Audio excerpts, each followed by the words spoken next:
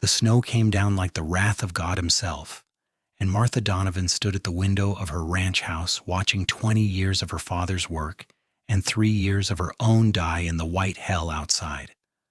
The cattle were dropping one by one, their dark shapes disappearing beneath the mounting drifts as the January blizzard of 1882 screamed across the Sierra Nevada foothills with a fury she had never witnessed in all her 23 years. She pressed her palms against the cold glass, her breath fogging the pain as she counted the fallen animals, her heart breaking with each still form that vanished under the relentless snow. Her father had died just 8 months ago, leaving her the ranch outside Sierra City, California, with its modest herd of 30 cattle and a pile of debts that would have crushed a weaker spirit. But Martha was not weak.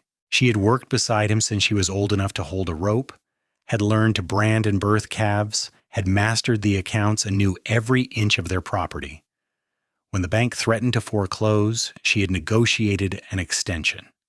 When the neighboring ranchers whispered that a woman could not manage alone, she had proven them wrong through sheer determination and dawn-to-dusk labor. Now nature was taking what the bank and the gossips could not. The wind howled like a demon, rattling the shutters and finding every crack in the walls. Martha wrapped her shawl tighter around her shoulders and moved away from the window. There was nothing she could do. She had brought the horses into the barn before the storm hit, had secured what supplies she could, but the cattle had been scattered across the winter pasture when the blizzard descended with terrifying speed.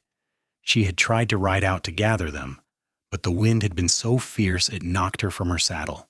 If her mare had not known the way home, Martha would have frozen to death within sight of her own house. The storm lasted 3 days. 3 days of howling wind and suffocating snow that piled up against the house until Martha had to shovel her way out the back door. 3 days of watching her supplies dwindle and her hope fade. 3 days of knowing that when the snow finally stopped, she would walk out to find her entire livelihood buried in white drifts. When the sun finally broke through on the 4th morning, the world was transformed into a crystalline nightmare. The snow was 5 feet deep in places, sculpted by the wind into fantastic shapes that would have been beautiful if they were not also deadly. Martha forced herself to eat a piece of bread and some dried meat before bundling herself in every warm thing she owned and pushing out into the frozen landscape. The silence was absolute and terrible. No birds sang, no cattle lowed. The only sound was the crunch of her boots breaking through the crusted snow and her own labored breathing as she struggled toward the pasture. Her legs burned with the effort of each step, and tears froze on her cheeks before she could wipe them away. She found the first cow 100 yards from the house. Only its head and part of its back were visible above the snow, frozen solid, its eyes glazed with ice. Martha stood looking at it for a long moment, then forced herself to keep walking. She found 7 more bodies by midday, all frozen, all lost. She did not cry anymore. She was too cold and too exhausted and too hollowed out by grief to produce tears. By the time the sun was setting, she had counted 26 dead cattle. 4 were missing, likely buried so deep she would not find them until spring.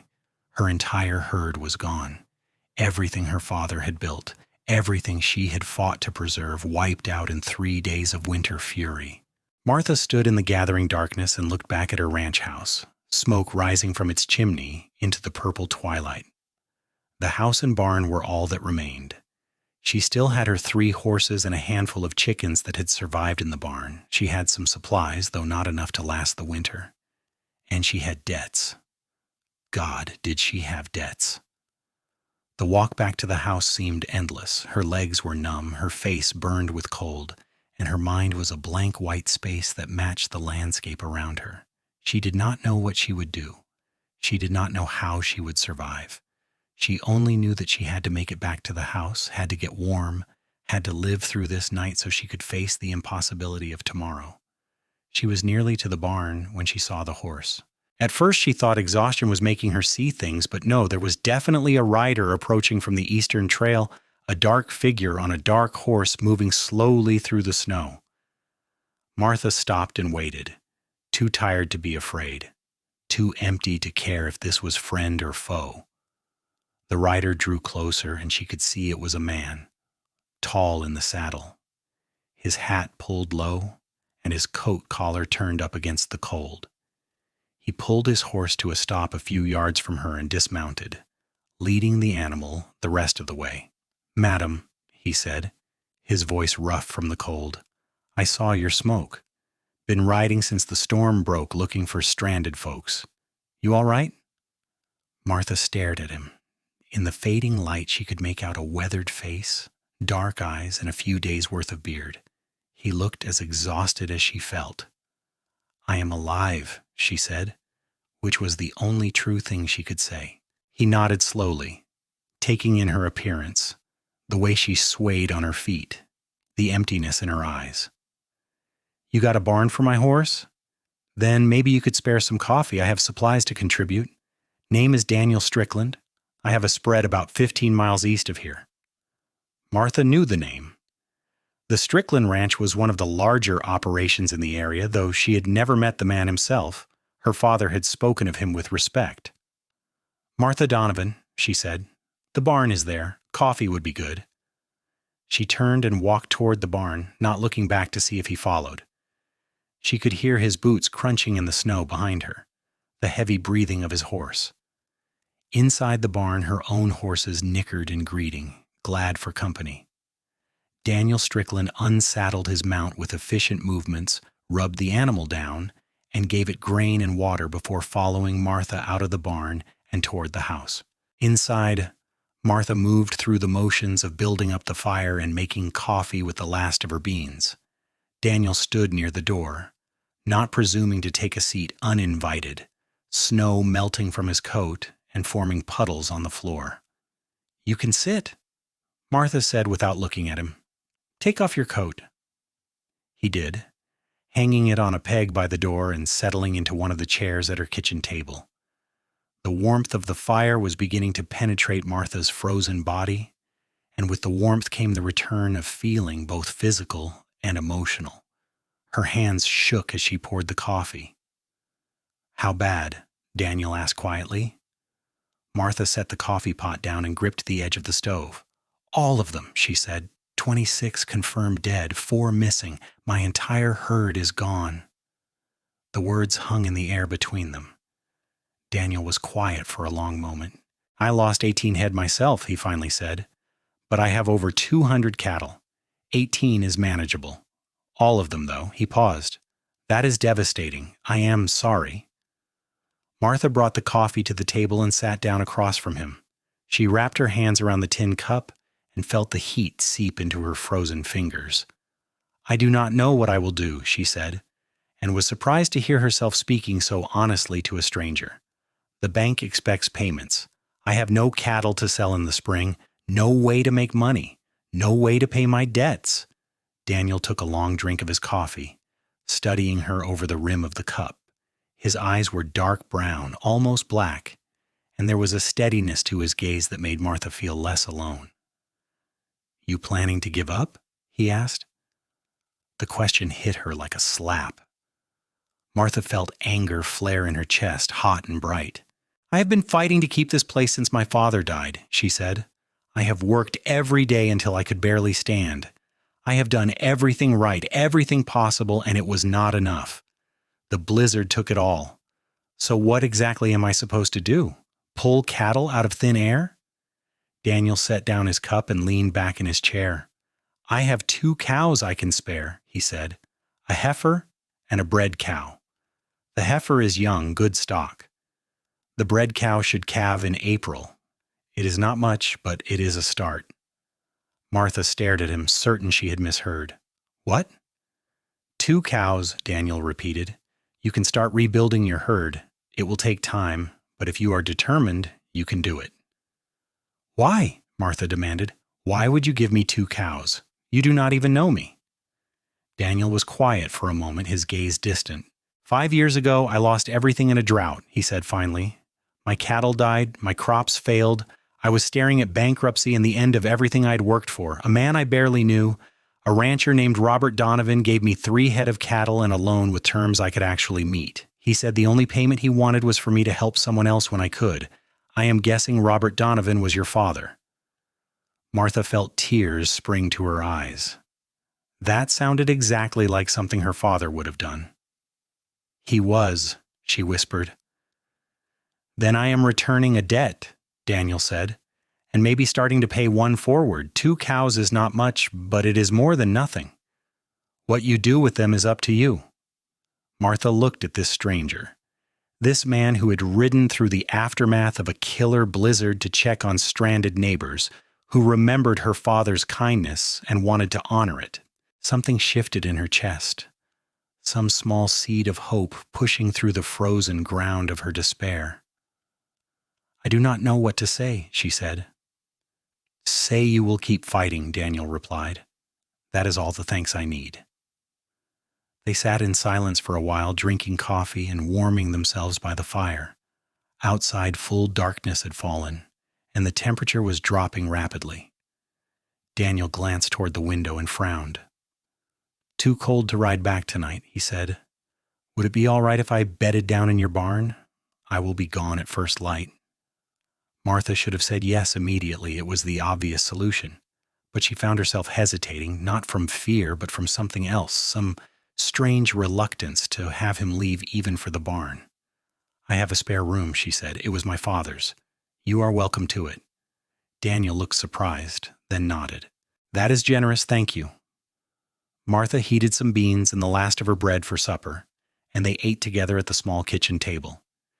Daniel told her about his ranch, about the damage the storm had caused, about his plans for recovery.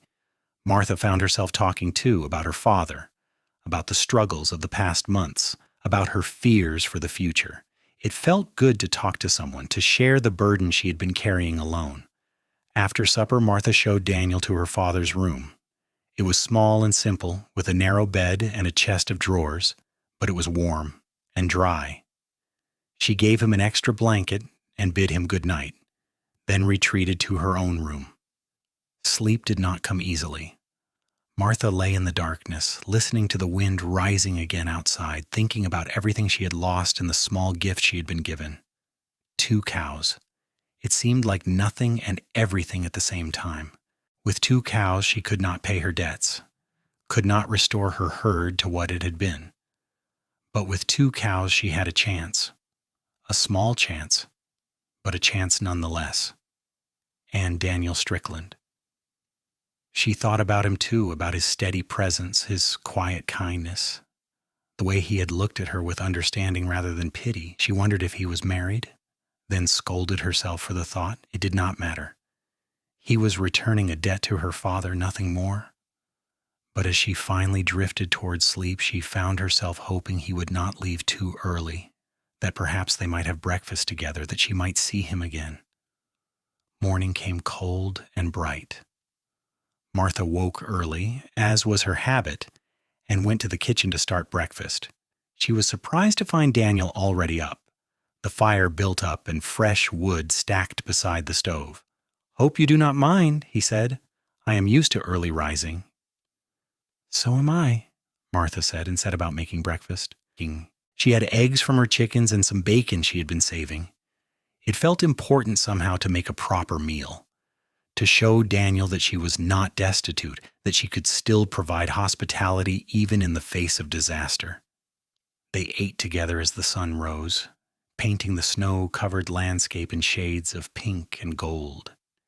In the daylight, Martha could see Daniel more clearly. He was probably 30 or so, she guessed, with strong features and hands scarred from years of hard work. There was a sadness in his eyes that matched her own, the look of someone who had known loss. "Tell me about the cows," Martha said. "What are their temperaments? Do they have names?" Daniel smiled slightly, and it transformed his face, making him look younger. "The heifer is called Rosie. She is sweet-natured, easy to handle. The bred cow is called Beatrice.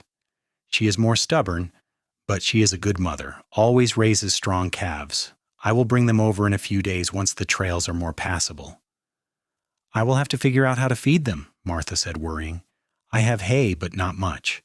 I was planning for 30 head, not 2, but that also means what I have will last much longer. You will manage, Daniel said. I can see that about you. You are a fighter. After breakfast, Daniel prepared to leave. Martha walked with him to the barn, helped him saddle his horse. As he mounted, he looked down at her, his expression serious. I will be back in 3 days with the cows, he said.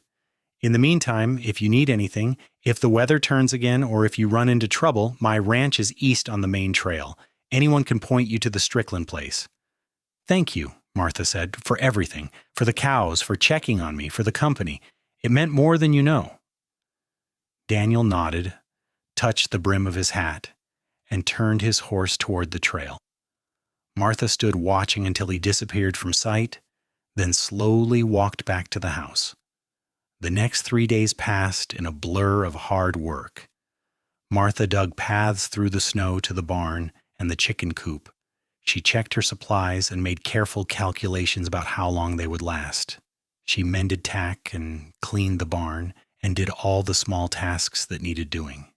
And she thought about Daniel Strickland, more than she wanted to admit. On the afternoon of the 3rd day, she heard the sound of cattle lowing and went to the window to see Daniel approaching with 2 cows on lead ropes. Martha pulled on her coat and boots and hurried out to meet him. The cows were beautiful. Rosie, the heifer, was a deep red with a white face, young and sturdy. Beatrice was larger, her belly swollen with the calf she carried, her dark eyes calm and knowing. Martha felt tears threaten again at the sight of them. They are perfect, she said. Daniel helped her get the cows settled in the barn, showed her their quirks and preferences. Rosie liked to have her ears scratched. Beatrice would kick if you approached her left side too quickly. They were both healthy and strong, survivors of the same storm that had killed Martha's herd. I brought some extra hay, Daniel said, gesturing to the load on his pack horse, to help you get through until spring. Martha wanted to protest, to say it was too much, but she knew she needed the help. Pride was a luxury she could no longer afford. I do not know how to repay you, she said. I told you, as Daniel replied. You do not need to repay me. Just survive. Just keep going. That is enough. They stood in the barn, the cows munching contentedly on hay, the smell of animals and straw filling the air. Martha looked at Daniel and felt something shift inside her, something that had been frozen beginning to thaw. Will you stay for supper? She asked. Daniel hesitated, and Martha thought he would refuse, but then he nodded. I would like that, he said. This time Martha had more to offer. She made a stew with vegetables from her root cellar and some salt pork, and biscuits that were actually light and flaky. They ate and talked, the conversation flowing more easily now that they were no longer strangers. Daniel told her about his life, about growing up on a ranch in Texas and making his way to California to build his own spread. Martha told him about her childhood, about her mother who had died when she was young, about the special bond she had shared with her father. He taught me everything, she said, how to ride, how to rope, how to read the weather and the land. He never treated me like I was less capable because I was a woman. He always said I had the makings of a great rancher. He was right, Daniel said. I can see that. The words warmed Martha more than the fire. It had been so long since anyone had believed in her, had seen her as anything other than a problem or an oddity. When supper was finished, Daniel did not immediately prepare to leave. They sat by the fire talking about ranching and the weather and the challenges they faced. The conversation drifted to more personal topics, to dreams and fears and the loneliness of the isolated ranching life. Do you ever wish you had chosen something different? Martha asked. Something easier? Daniel was quiet for a moment, staring into the fire. No, he said finally. This life is hard, but it is honest. You work, and you see the results of your work. You fail, and you understand why. There is a purity to it that I value, but I do wish. He paused. I do wish I had someone to share it with. Martha felt her heart beat faster. She looked at Daniel's profile, his strong features highlighted by the firelight, and felt a longing she had not allowed herself to feel in years. You have never married? She asked quietly. I was engaged once, Daniel said. Long time ago back in Texas. She decided ranch life was not for her, married a shopkeeper instead. I came to California to start over. That was 6 years ago. I have been too busy building the ranch to think much about courtship. Or maybe I was afraid to try again. He looked at Martha. What about you? There was a boy when I was younger, Martha said, but he wanted a wife who would stay home and keep house, who would not have opinions about how to run cattle or where to graze. I could not be that person. My father needed me and I loved the work, so that ended. There have been no one since. Turns out men are not lining up to court a woman who can outride and outwork most of them. Daniel smiled. Their loss, he said. The words hung in the air between them, weighted with meaning. Martha felt her cheeks flush and looked away, suddenly shy. It is getting late, Daniel said, but he made no move to rise. I should head home. You could stay again, Martha said, the words coming out before she could stop them. In the spare room. It is a long, cold ride. Daniel looked at her, and something passed between them, an understanding, an acknowledgement of the connection growing between them. All right, he said softly. Thank you. That night, Martha lay in her bed and listened to the sounds of another person in the house. It felt comforting and strange and wonderful all at once. She thought about Daniel in the next room, wondered if he was thinking about her too, wondered where this unexpected connection might lead. Over the following weeks, Daniel found reasons to visit. He brought supplies, checked on Rosie and Beatrice, helped Martha repair a section of fence that had been damaged in the storm. Each visit lasted a little longer. Each conversation went a little deeper. They talked about everything and nothing, sharing stories and dreams and fears. Martha found herself watching the Eastern Trail, looking for the sight of a rider on a dark horse. February gave way to March, and the snow began to melt. The land emerged from its white shroud, brown and sodden but alive. Martha's 4 missing cows never appeared. They were gone, buried somewhere under the snow, their bodies to be discovered by scavengers when spring truly arrived. But Martha had Rosie and Beatrice, and she had hope. She also had Daniel. He came to visit at least twice a week now, often staying for supper, sometimes staying overnight when the weather was poor or the hour was late. They had not spoken openly about what was growing between them, but Martha felt it in every glance, every accidental touch, every moment of comfortable silence. One evening in late March, Daniel arrived with news that the bank in Sierra City was calling in loans early because of the losses from the blizzard. Martha felt her blood run cold. How early? She asked. They want 50% by the end of April, the rest by June, Daniel said, his expression grim. It is going to hurt a lot of people. Martha did the calculations in her head. She had nothing. No cattle to sell, no money saved. She would lose the ranch. I cannot pay, she said flatly, not even 10%. I have nothing. Daniel reached across the table and took her hand. It was the first time he had touched her deliberately, and Martha felt a shock run through her at the contact. We will figure something out, he said. We? Martha asked. Daniel met her eyes. Martha, I think you know I have come to care for you a great deal.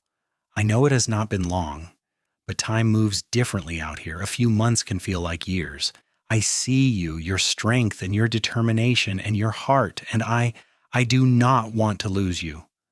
Martha's breath caught. She turned her hand in his so their fingers intertwined. I care for you too, she whispered, more than I thought possible in such a short time. But caring does not solve the problem of the bank.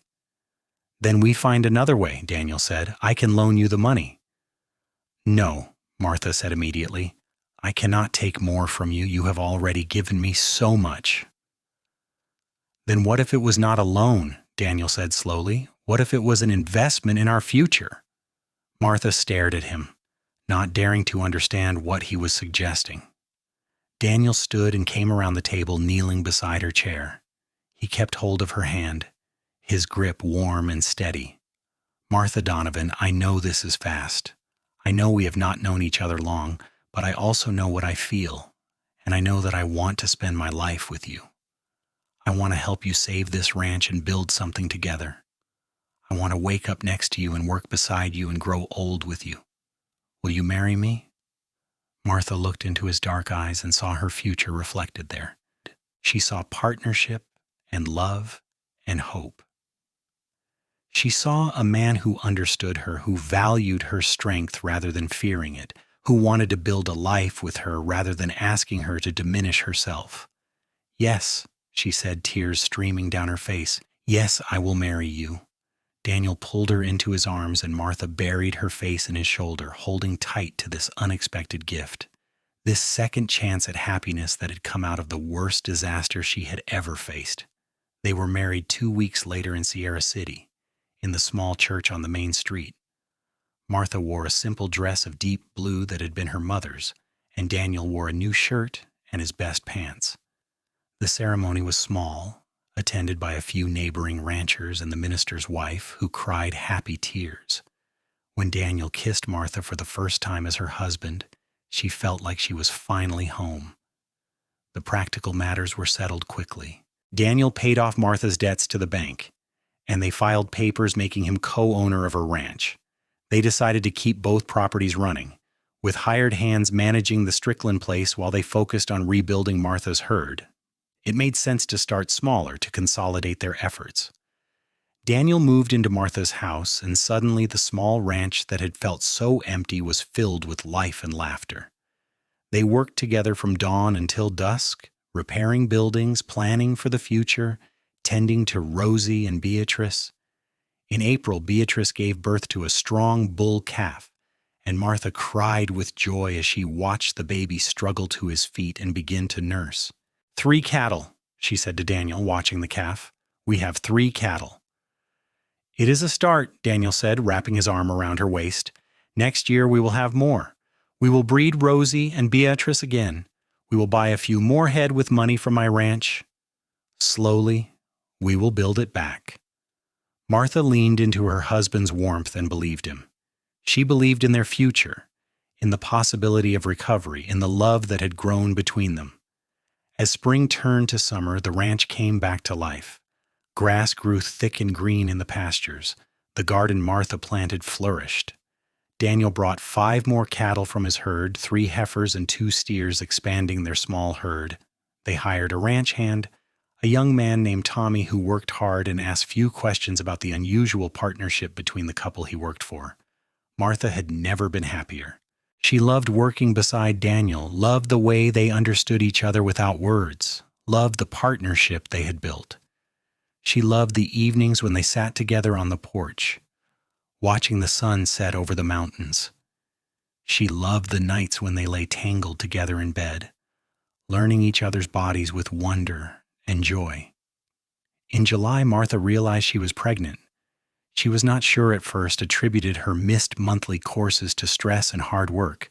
But when the sickness started, when she found herself unable to stomach her morning coffee, she knew. She told Daniel one evening after supper he had been talking about buying more cattle in the fall, about his plans for improving the barn. Martha reached across the table and took his hand, interrupting him mid-sentence. "Daniel," she said, "I am going to have a baby."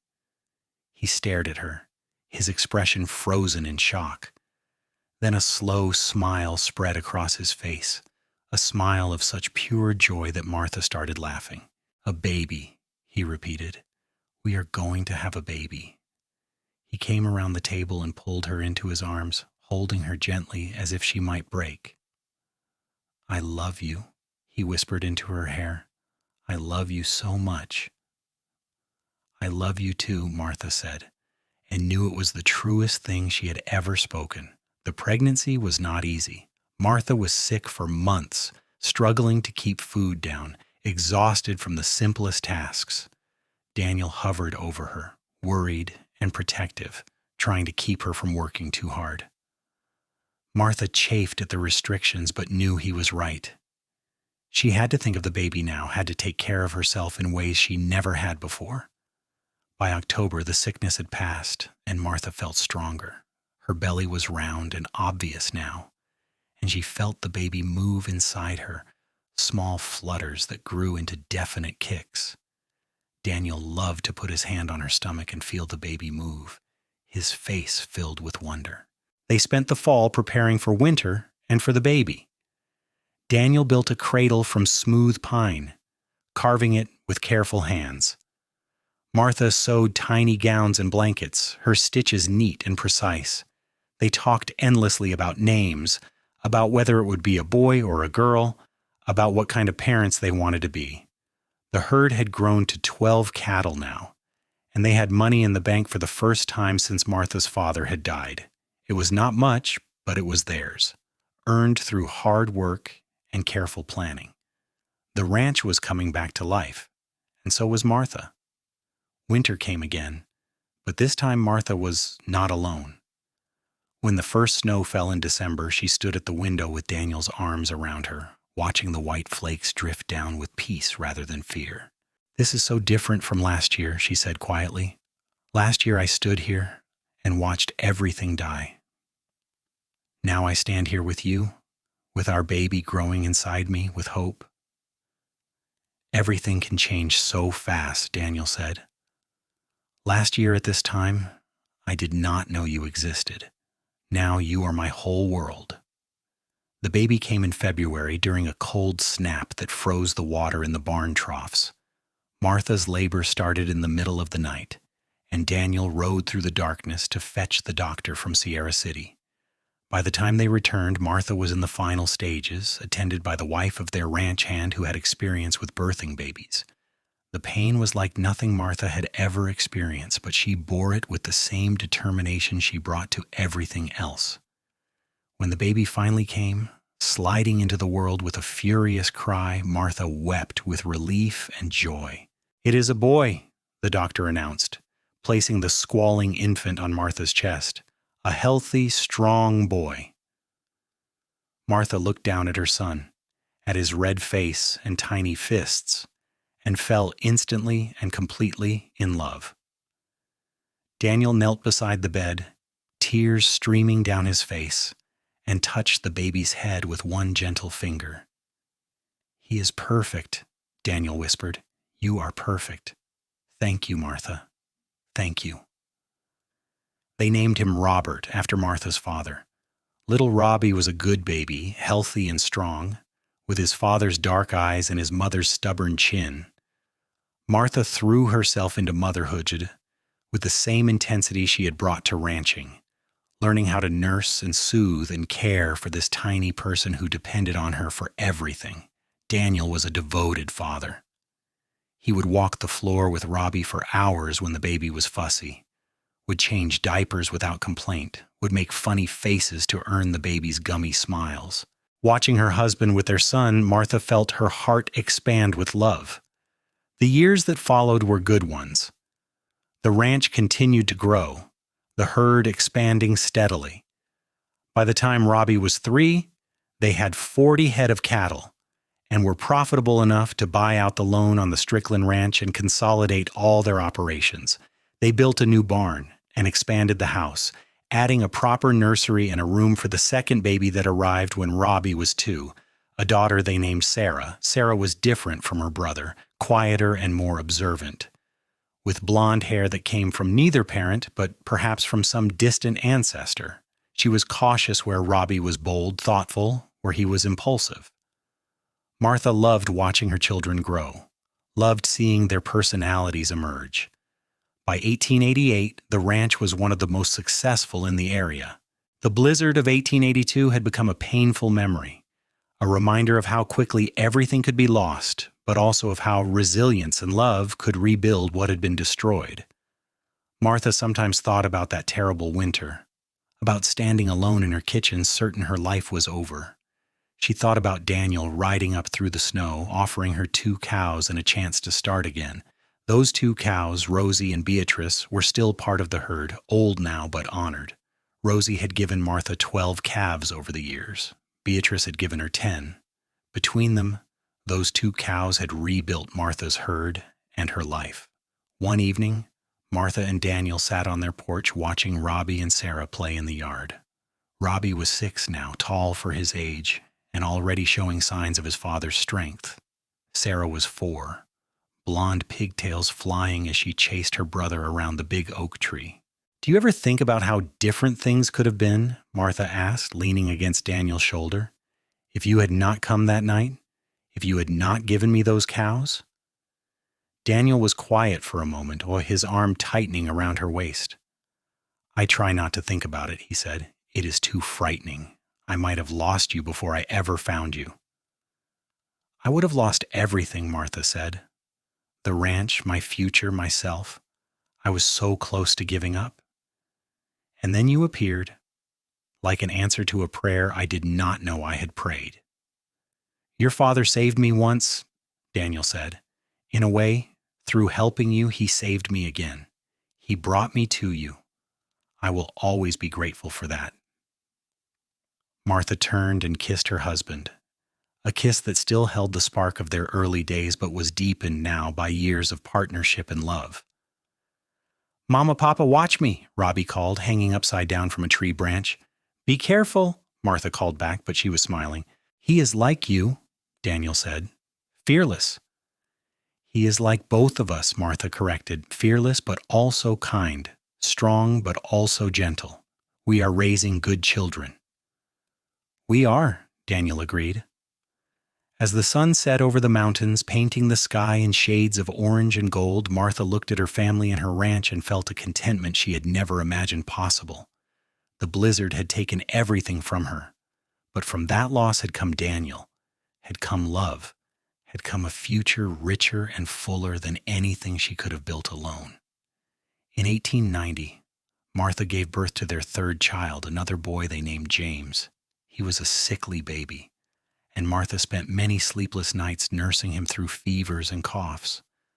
But James was also a fighter, and he grew stronger with each passing month. By his first birthday, he was as robust and healthy as his siblings. The ranch continued to prosper. They bought more land, expanding their grazing territory. They improved their breeding stock, always looking for ways to produce better, stronger cattle. Martha's reputation as a rancher grew. People no longer whispered about the woman trying to run a ranch alone. Now they spoke with respect about the Strickland ranch, about the partnership between Daniel and Martha, about their success. But Martha never forgot where she had come from. When other ranchers faced disasters, lost herds to disease or drought or market crashes, Martha and Daniel were always there to help. They gave cattle when they could, offered loans on generous terms, provided work for those who needed it. Martha remembered standing in her kitchen with nothing, remembered Daniel's gift of 2 cows, and she tried to pay that gift forward every chance she got. In 1893, a particularly harsh winter hit the region. It was not as bad as the blizzard of 1882, but it was bad enough. Martha and Daniel worked tirelessly to keep their herds safe, to get them through the cold and the snow. And when spring came and they assessed the damage, they found they had lost only 6 head, a manageable loss. But their neighbor, a widow named Helen, who was trying to run her late husband's ranch, had lost nearly everything. Martha rode over to visit her and found Helen sitting in her kitchen, staring at nothing, her face hollow with despair. Martha recognized that look. She had worn it herself once. "Helen," Martha said gently, sitting down beside her, "it is not over." "It is, Helen said flatly. "I have nothing left." "You have the land," Martha said. "You have the buildings. You have yourself. And you have neighbors who will help." She paused. "Daniel and I would like to give you 3 cows, good stock, healthy. It is not much, but it is a start." Helen looked at her, tears welling in her eyes. "Why would you do that?" Martha smiled, remembering. "Because someone did it for me once," she said, "and because you deserve a chance to rebuild." The gift of cattle to Helen became a story in the area, another thread in the legend of the Strickland Ranch and the couple who ran it. People spoke of Martha and Daniel's generosity, their strength, their love. Young ranchers looked to them as examples. Struggling families knew they could turn to them for help. The children grew. Robbie became a skilled horseman, passionate about ranching and already talking about taking over the family business someday. Sarah was quieter but equally capable, with a gift for working with animals and a gentle strength that reminded Martha of Daniel. James was the scholar of the family, always reading, always asking questions about how things worked. In 1895, Martha turned 36. She and Daniel had been married for 13 years, and their love had only deepened with time. They still worked side by side every day, still sat on the porch every evening, still shared the same bed and the same dreams. One evening, Daniel came to Martha with a letter in his hand and an odd expression on his face. "What is it?" Martha asked. "A letter from the State Agricultural Board," Daniel said. "They want to interview us for a publication about successful ranching operations. They heard about how we rebuilt after the blizzard, about our methods and our success. They want to hold us up as an example." Martha took the letter and read it, feeling a surge of pride. "We should do it," she said. "Maybe our story can help others. Maybe someone facing disaster will read it and find hope." They agreed to the interview, and a man came from Sacramento to spend a week at the ranch observing their operations and asking questions. He interviewed Martha and Daniel separately and together, wrote down everything they said about herd management and land conservation and financial planning. But what he seemed most interested in was their story, the personal tale of loss and recovery and love. "People need to hear this," the interviewer said. "It is not just a story about cattle and ranching. It is a story about resilience and partnership and the strength of the human spirit." When the article was published months later, it was front-page news in the agricultural section. Martha and Daniel's story was told in detail, from the blizzard of 1882 to the gift of 2 cows to their marriage and the building of their successful operation. Letters poured in from all over California and beyond from people who had faced their own disasters and found hope in the Strickland story. One letter in particular moved Martha to tears. It was from a young woman in Oregon whose family farm had burned to the ground. "I was ready to give up," the letter said, "but I read your story about how you lost everything and started again with just 2 cows. It gave me the courage to try. A neighbor gave me some chickens and a milk cow. It is not much, but it is a start. Thank you for showing me that starting over is possible." Martha showed the letter to Daniel, and they held each other, both of them understanding the weight of what they had become. They were not just ranchers anymore. They were a symbol, a testament to the power of resilience and love. But despite the recognition and the success, they remained grounded. They still worked hard every day. They still faced challenges and setbacks. They still worried about their children and their cattle and the weather. They were still just Martha and Daniel, 2 people who had found each other in the aftermath of disaster and built a life together. In 1898, Robbie turned 15 and officially became a full partner in the ranch work. He was tall and strong, capable of doing a man's work, and he took his responsibilities seriously. Sarah was 13, helping her mother with the house and the garden, but also working with the cattle whenever she could. James was 11, more interested in books than ranching, but still doing his share of chores. Martha looked at her nearly grown children and felt the passage of time like a physical thing. It seemed like just yesterday she had been standing at the window watching her herd die, alone and afraid. Now she was surrounded by family, by love, by a life rich beyond anything she could have imagined. One evening, she and Daniel took a rare break from work and rode out to the high pasture where they had first moved Rosie and Beatrice all those years ago. The old cows were long retired now, living out their days in a small paddock near the house where they were fed well and pampered. But this pasture held memories. "Do you remember bringing them here?" Martha asked. "Rosie was so nervous, and Beatrice kept trying to go back to your ranch." Daniel laughed. "I remember thinking you looked like you were going to cry, but you were too proud to let the tears fall." "I did cry," Martha admitted, "after you left. I stood in that barn and cried because I was so grateful and so overwhelmed and so aware that 2 cows could never replace what I had lost. Except they did. They replaced it and gave me so much more." Daniel reached over and took her hand. "They brought us together," he said. "Those 2 stubborn cows and the blizzard and your father's kindness that I was trying to repay, all of it brought us to each other." "I would go through it all again," Martha said. The blizzard, the loss, all of it, if I knew it would lead me to you." "You would not have to," Daniel said. "If I could, I would spare you that pain. But I understand what you mean. Some things are worth any price." They sat on their horses on the high pasture as the sun set, holding hands across the space between them, their silhouettes dark against the golden sky. Below them, the ranch spread out. Barns and corrals and pastures, the house with smoke rising from the chimney, the world they had built together. In 1900, as a new century dawned, Martha and Daniel celebrated their 18th anniversary. Robbie was 17, already courting a girl from town. Sarah was 15, beautiful and capable and starting to draw the attention of local boys. James was 13, talking about going to college, about studying agriculture or maybe even medicine. The ranch was thriving. They had over 200 head of cattle now, good breeding stock that commanded top prices. They had built a bunkhouse for the 6 ranch hands they employed. They had money in the bank and security Martha had once thought impossible. But more than the material success, they had each other. Martha still loved Daniel with the same intensity she had felt that first night when he knelt beside her chair and asked her to marry him. He still looked at her with wonder, still reached for her hand, still made her feel like the most important person in his world.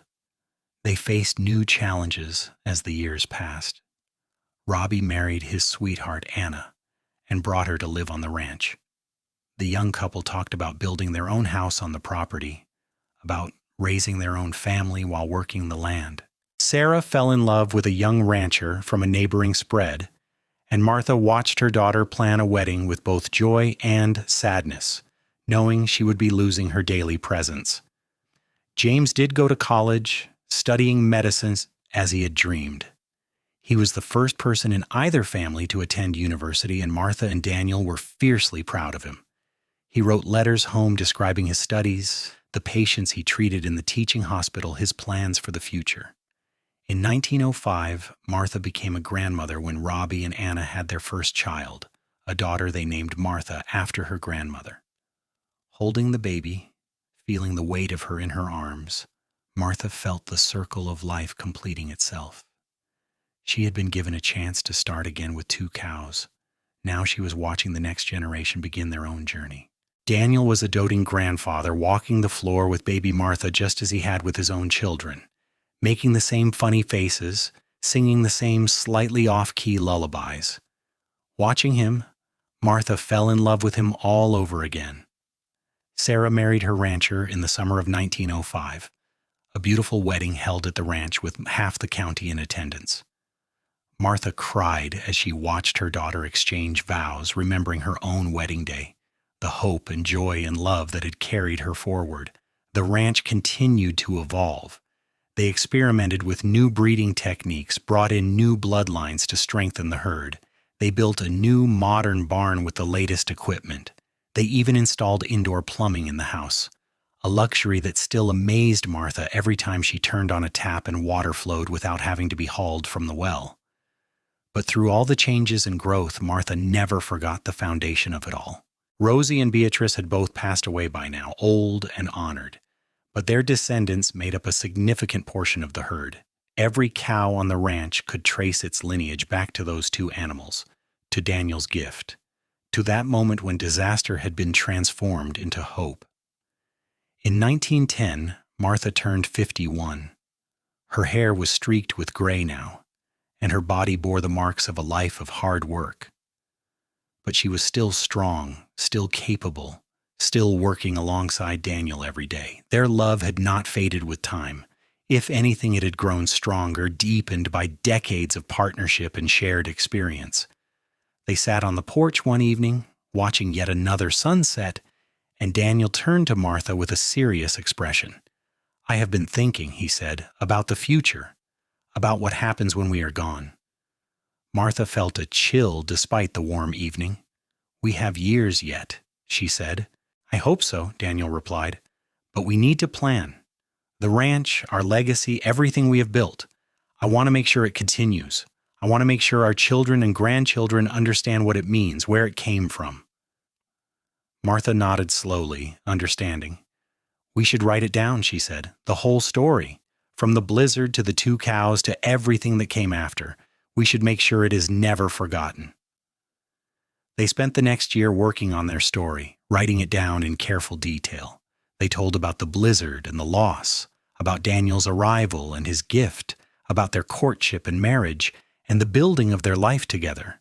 They wrote about the challenges and the triumphs, about the help they had received and the help they had given, about the importance of resilience and community and love.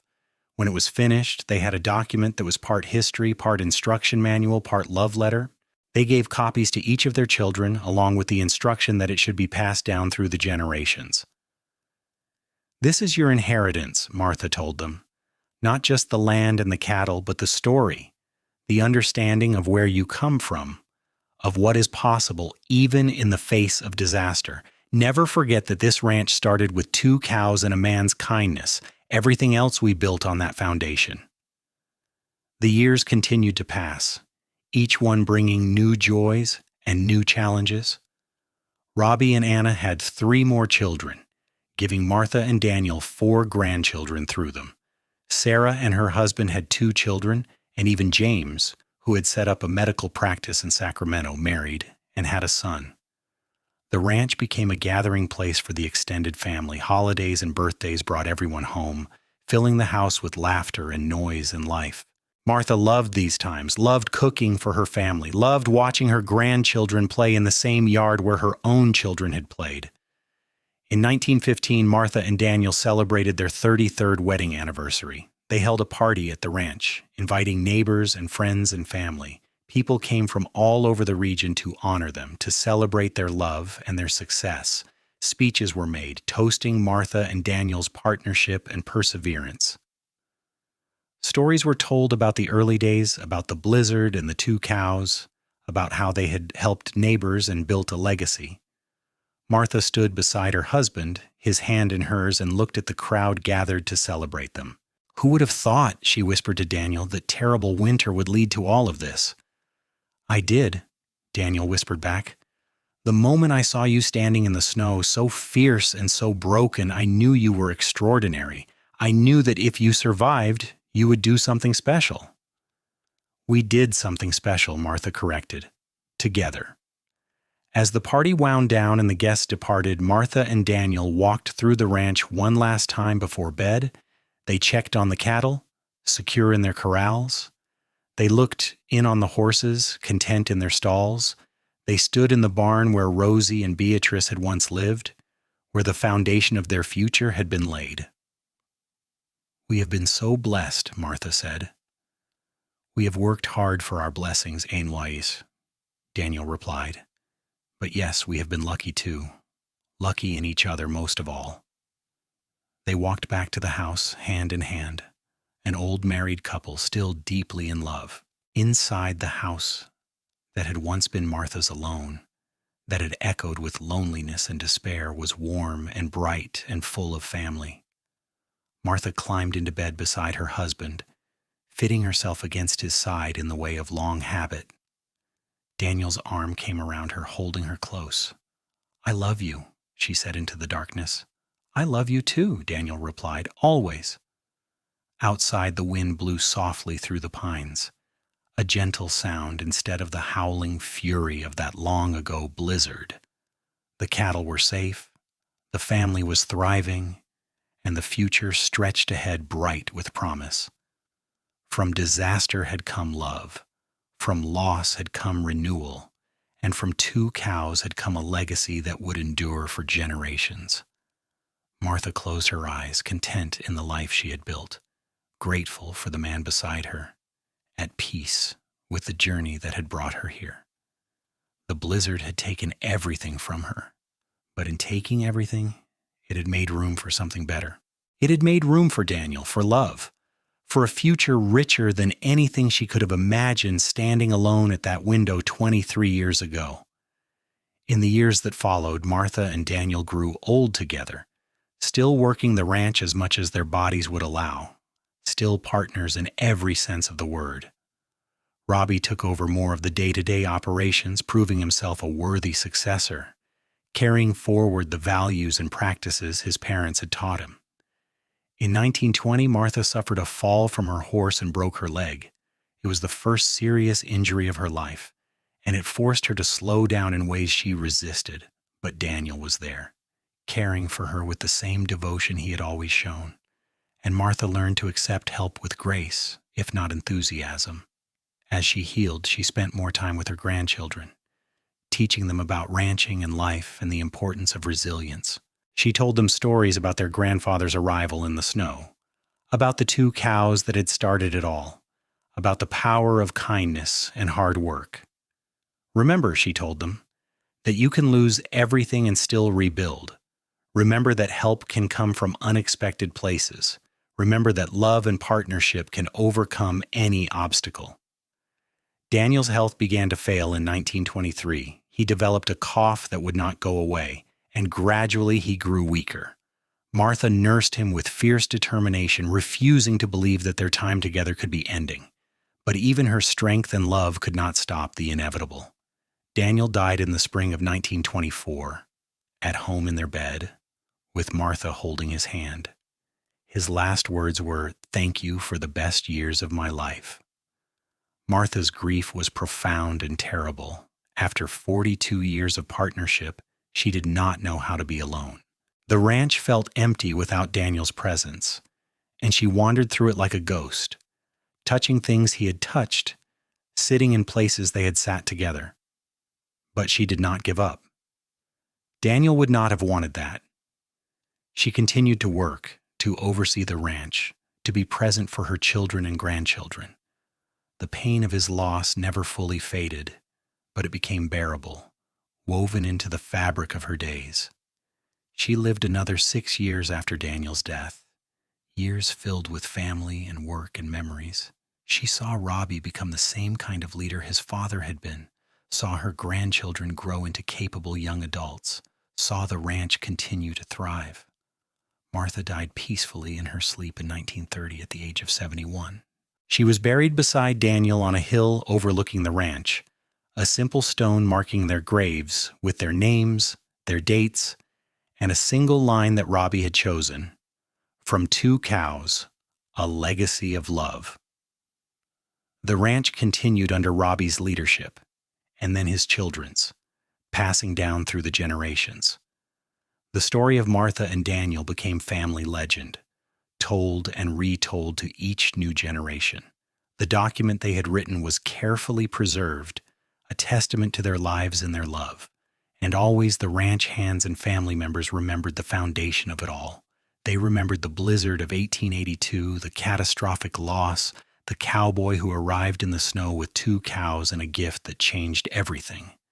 They remembered that from disaster had come renewal, that from loss had come love, and that the smallest act of kindness could change the entire course of a life. The Strickland Ranch prospered into the modern era, adapting to new technologies and methods, but never forgetting its roots. Every person who worked the land knew the story of Martha and Daniel, knew about Rosie and Beatrice, knew that they were part of something larger than themselves. In the barn, a plaque was installed commemorating the 2 cows that had started it all.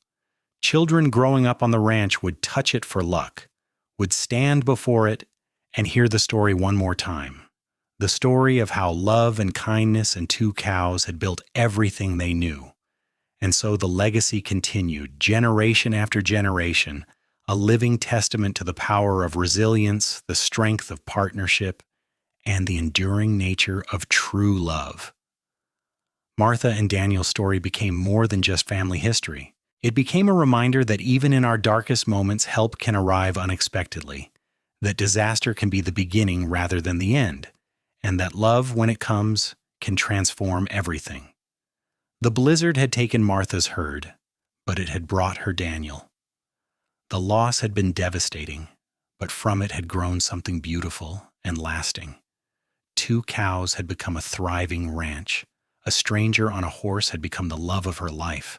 A moment of kindness had rippled forward through time, touching countless lives. This was the story the family told. the truth they held close to their hearts. Martha Donovan had watched her entire herd die in a blizzard, and a cowboy named Daniel Strickland had given her 2 cows to start again. But more than that, he had given her hope, partnership, and a love that lasted a lifetime and beyond. From the ashes of loss, they had built something enduring. From 2 cows and 2 people, they had created a legacy that would never be forgotten.